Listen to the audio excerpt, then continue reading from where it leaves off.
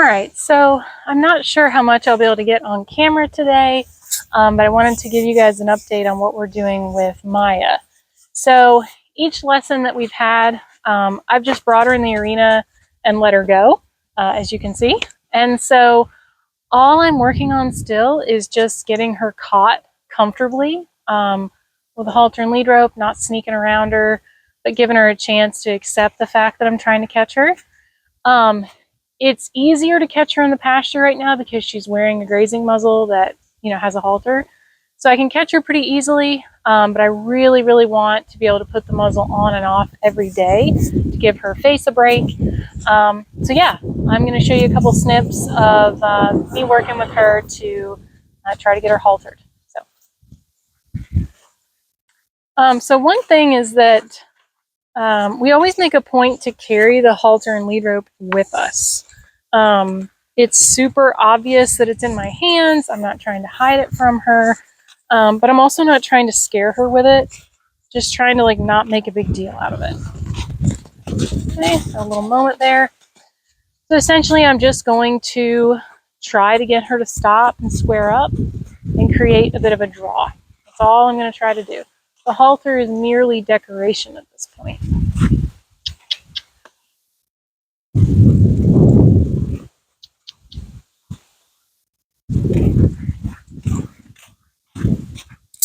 There.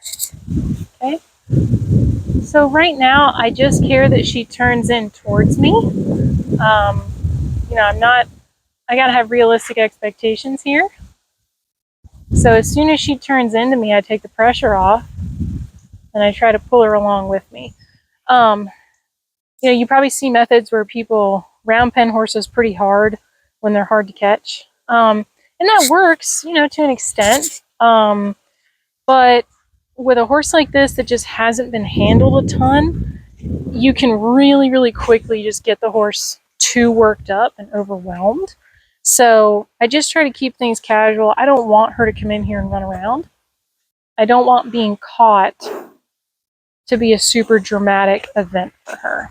So I don't want her running around unless we're really not making progress. And then I'll have to push her a little bit and get her to kind of want to hang out with me a little bit more. But even when I want to go up to her, I'm not looking straight at her. I'm just kind of wandering around, but I'm not sneaking around either. My presence is known. And something that Chapin kind of taught me with Mustangs especially is you can reach out and let them sniff your hand, but don't necessarily go up and try to pet their face. There we go, a little bit. Because it's vulnerable for horses to be rubbed on the face. So I tend to go for the shoulder and the neck. Okay, so now I'm going to try to get her to just track me with her hips. There we go, good. And that's all I wanted. Just a little hind end disengagement. We're going to try the other side. Good. And now you see those front feet are starting to come along a lot better. Good job. Okay, so I'm going to walk up to her, take it nice and easy. And you see how now, I'm just holding this halter and lead rope, but it's just decoration. I'm not necessarily trying to trap her. And that's something that she just has to learn over time. Being caught is not meant to be a huge exercise. So we just got to take our time. So again, I'm going to try to get these hips to follow.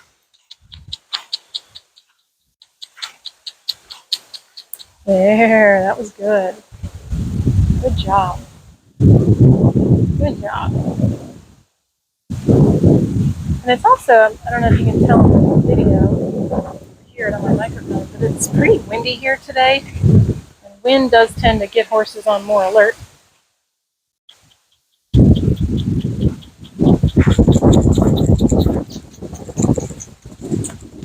There we go. So even this right here is major progress, that she's pivoting the hips and she's not running away. She's starting to understand a little bit more pressure, and pressure doesn't always mean I'm trying to chase you or scare you. Sometimes it means just Move your hip for me.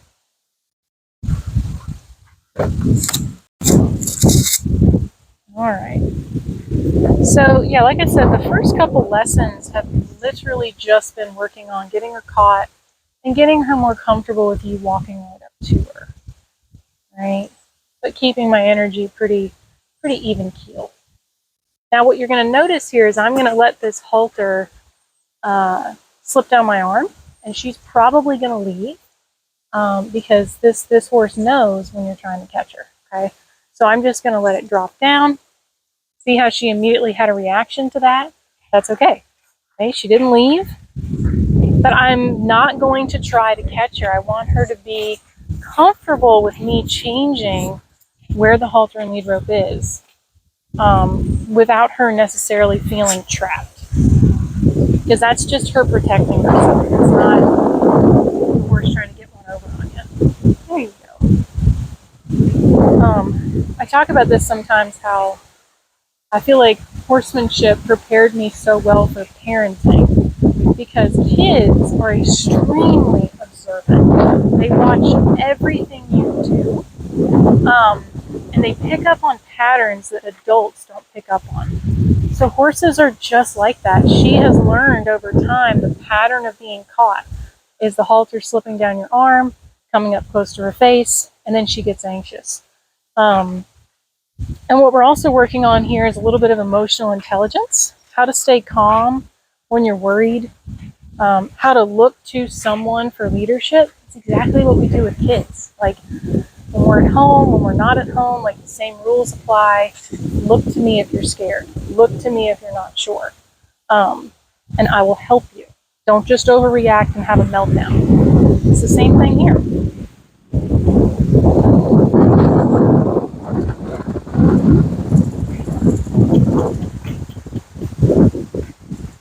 There we go. And if you watch the first video or highlight of when Chapin worked with Maya, he got her unlocking her hips a little bit, got her starting to kind of follow, and we're still working on that. Now you can kind of see the front feet are starting to move a little more. So in an ideal world, I would love this horse to just follow me and feel confident doing that. But I'm just gotta give her time. Just gotta give her time. There we go. Good job. And from her first photos and videos, I'm sure you can tell she's already lost some weight. Shout out to Gigi Equine, also on my hat. Grazing muzzle is going to save this horse from potential, life-threatening laminitis.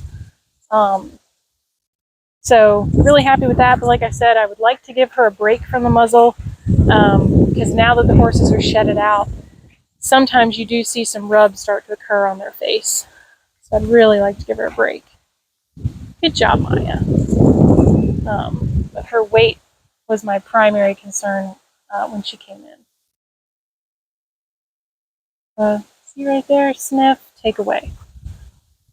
Good job. Good job. Good job. And something else in the first session or two, she was really protective of this left side. She really did not like you being on the left. But she's gotten a lot better about that. And you can tell me she's still worried. She's still very worried about what I'm doing. She's suspicious. But I wouldn't say this horse is terrified. She's just suspicious. There we go. Good. Good. There. Good job. There we go. So eventually what it turns into is you don't have to disengage the horse's hips to get them to follow you. They just learn to join up with you wherever you're going. And that's just what we're working on here. There we go. There we go. And when your back is to a horse, like, I can see her out of my peripheral, I'm putting zero pressure on her right now. So it's really enticing her to be more curious about me because I'm not putting all my energy right on her by facing her. As human beings, we have so much energy being predators as well. So there we go. Good job. All right, so this time I'm going to actually lift the halter up and we're just going to see what her reaction is. Okay, and if she leaves, we're just going to go right back to what we've been doing. Good. No reaction doing that. That's awesome. Good. Good. Okay, so we're going to try to halter her. Okay, she's a little worried. I'm going to take the pressure off, but try to keep her engaged with me. There we go. But you have to be so careful not to pick a fight over it. Okay. All right, so see how I'm facing her? I'm putting too much pressure on her. I need to relax. There we go. There we go. There we go. Okay. So you can tell right here, like this is her threshold. She's not happy about it. You take it easy. Okay? There. And we're gonna try again. Good. I'm gonna take it off. Good job. Good job. She's like, what the heck? What the heck? Yeah, I didn't catch you. I could have, but I didn't. Good job. And that right there, that immediate curiosity and that sense of, oh, that didn't go the way I thought it was going to go, is exactly what you want. And we're going to try again. We're going to just put it on her nose. And we're going to take it off. There you go. Because my goal here is, again, I don't want to have to sneak around the horse. I want this to be easy. I don't want it to stress her out. There you go. Good job, Maya. Okay, she's kind of looking away. Try again. There. There. Alright, now we're going to put it over her head. Good. And we're going to take it off again. There. Very good. Very good. Good job, Maya. Good job, Maya. Okay, she's looking away. So the reason I don't try to snatch her up when she looks away is that puts me in a really vulnerable position to where if she spooked or wanted to take off, I would most likely be the one getting run over. Okay. And that's also just a sign she's not accepting it right now. There we go. Okay. We're going to try again. Okay. I'm going to ask her to kind of bring her jaw back over towards me, just with my finger. There.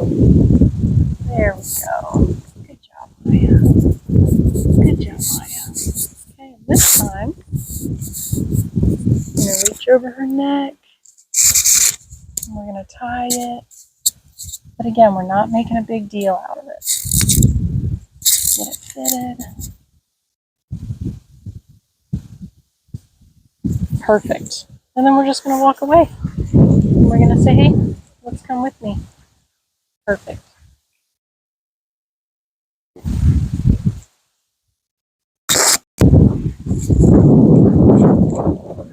So another way that we're going to try to connect what we've been doing without a halter and lead rope to leading is I'm never actually going to be pulling this horse to come with me anywhere. So like if she gets stuck, I'm going to unlock her hips and ask her to keep coming with me. But I want her to lead off of a feel, not off of direct contact, if that makes sense. So like I want the halter and lead rope to just be decoration the same way when I'm trying to catch her. When I do catch her, kind of the same thing applies. I'm not going to immediately choke up under the halter. I'm not going to start trying to micromanage where her feet are. So see, we get stuck here. We unlock her by going towards those hips, ever so slightly. Then we change direction. Okay?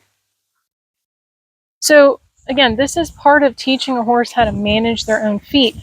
And me and Maya's owner were actually talking about this, where teaching a horse to stand still, teaching a horse to walk on a loose lunge line, on a loose rein, is actually about teaching them how to move and manage their energy. You're actually teaching them how to manage their emotions by giving them somewhere to go with that energy. So we're stuck.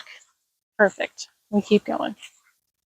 Yeah, so it's one of those things, like, it's totally counterintuitive to what you think you should do to help a horse stand still. It's actually to teach them how to move. Because then standing still becomes so easy. A horse is just like, oh, okay, yeah, let's just hang out. And if I don't want to stand still and hang out, then we're going to have to work on something else. And eventually, standing still just happens. And sure, I mean, you're going to practice tying, you're going to practice, all sorts of different scenarios where the horse needs to stand still. But in the beginning, teach your horse how to move first. And standing still is going to just come so easily. So now we're going to just stop and see if she stops with me. Pretty good. Looking to me, not too worried about what's going on around her. I'm really happy with that. And again, I mean, she probably has 5 foot of lunge line right now, or lead rope. So if she wanted to go somewhere, I would let her. We would just work on bringing her back. But don't micromanage, because it really stifles their ability to be independent if you don't let them learn where their feet need to be and how to manage their emotions. Okay, so now I'm just going to very gently ask her to lunge around me. Again, I don't want these sessions to be hard, because what I don't want to teach her is to be afraid of being caught, or really hate being caught because she knows it means she's going to work. So I'm going to ask her to go around me. One really cool thing about working with horses that haven't been worked with much is they tend to be pretty sensitive. So you don't need a ton of energy to get a horse to move. There we go. So you can keep them super light and soft because they don't require a ton of pedaling. They haven't been dulled down by domestication, if you will. There we go. And so what we're trying to establish here is forward. Forward. Don't stop and look at me just because you're bored. Okay? Then we're going to incorporate that hind end disengagement. Say, hey, let's stop and let's change direction. So we have to be super clear here. We don't punish. We just keep that cue. There we go. There we go. See, and she gets herself a little worried. We say everything's okay. There you go. There we go. Good job. And then we ask that hip to stop again. Perfect. And stand still. Very good. So what I want to be able to do is just lift my hand, create a tiny bit of energy, and that horse will move off. Okay? And another important thing here too is I don't want her pulling on the lead rope or pulling on the lunge line. So if the horse does that, you kind of just bump a little bit and ask him for that slack back. I know everybody has a different opinion on how to soften a horse on a line, but it tends to work pretty well. So if she gets confused, that's okay. Okay, there we go. Make the right answer extremely simple. I'm going to ask her to stop. There we go. Very good. Good job, Maya. Good job, Maya.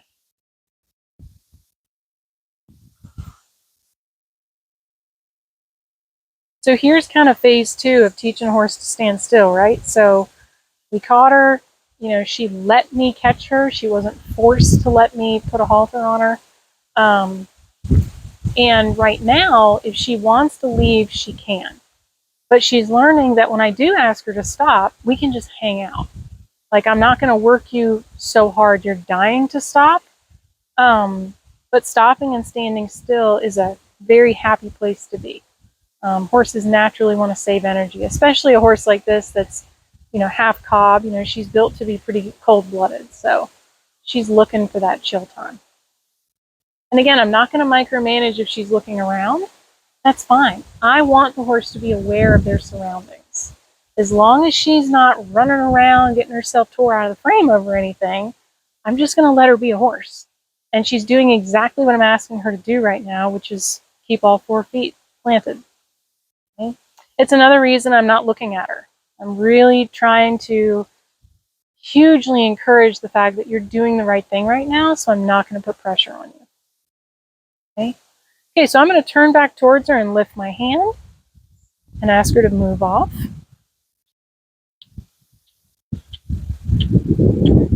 Something important to notice here too that some people do is they'll try to pull the horse around them with the hand that is closest to the halter. So I don't want to pull the horse around me. I want the horse to feel my energy and find that open space to travel through. So you might feel like you need to pull the horse in that direction, but you don't. Let the horse find the door. Again, your halter is just decoration. Okay, so now I say, let's stop, raise my hand. Okay, we picked the wrong answer.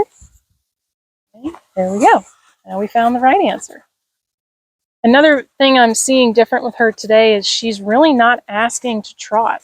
She's just walking off, but she's walking off with good purpose. And that is fantastic. She's already learning how to keep herself a little more calm. That I'm not in here to scare her. I'm not in here to run her around. Perfect job. And then I'm going to look at that hip. There we go. And we get a stop. Very good job. All right. So, one of the next goals for this horse is we want to be able to trim her. So we're able to pick up her front feet okay. We haven't even attempted the back feet yet. I'd like her to be more confident and less skittish with being caught and being handled on the ground first. Because again, like, our safety is paramount. And then we also would like to be able to put a fly mask on her with her giant, beautiful white blaze. She does tend to have more flies on her face, and her muzzle could be prone to getting sunburned. So that's kind of the next thing. But when you think about, that's a pretty tough thing to ask a horse to accept, having their eyes covered, especially one that's, pretty unhandled. That's a pretty terrifying thing for a prey animal to let you do. So again, I want her to be really confident being caught before I'm going to try to put something over her eyes. But yeah, that's where Maya's at. I think she's doing excellent. We're going to be working with her once a week, and her owner is going to come out and work with her once a week. So I'm going to try to keep you all updated on how she's doing. But so far, I'm thrilled with her weight. I'm thrilled with how she's starting to quiet down. And we're just taking it day by day. And we're not on any huge time crunch with this horse.